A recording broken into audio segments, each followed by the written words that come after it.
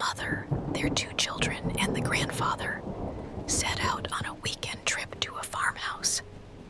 Excited for a short vacation, they packed all their essentials and drove off, laughing and chatting.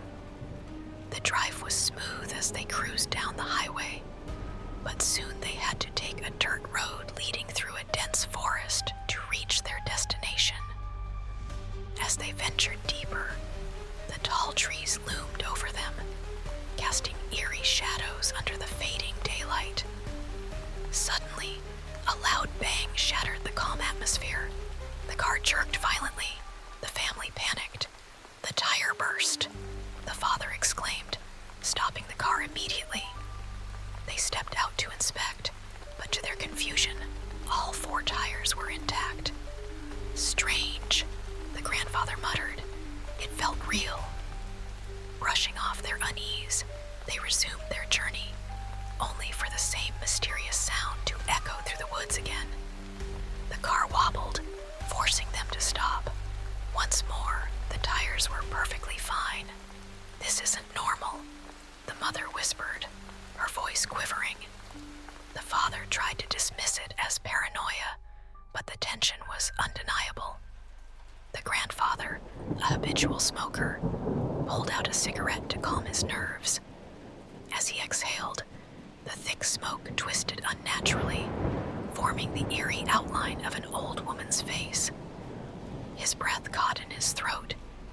He blinked, but the shape lingered. He frantically waved his hands, dispersing the smoke, but the image haunted his vision. The mother noticed his distress. "What's wrong?" she asked. I saw a face in the smoke," he stammered. "An old woman." "Stop imagining things," she chuckled nervously. "Try again." Hesitantly, he took another drag, releasing the smoke into the cold night air. This time, the apparition was clearer. An old woman with hollow eyes stared back at them. The mother screamed. Panic took hold. The grandfather dropped his cigarette. The father grabbed his arm. "We're leaving, now." As they turned back toward the car, the grandfather halted, staring into the darkness. "We can't drive through the night. Something doesn't want us to go further."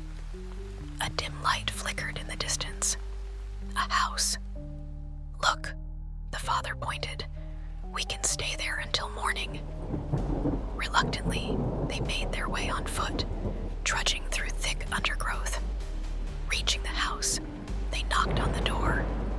Moments later, the wooden frame creaked open. An old woman stood there. She was the same figure from the smoke. Hunched over, gripping a cane, she peered at them with cloudy eyes. "What do you want?" The father swallowed.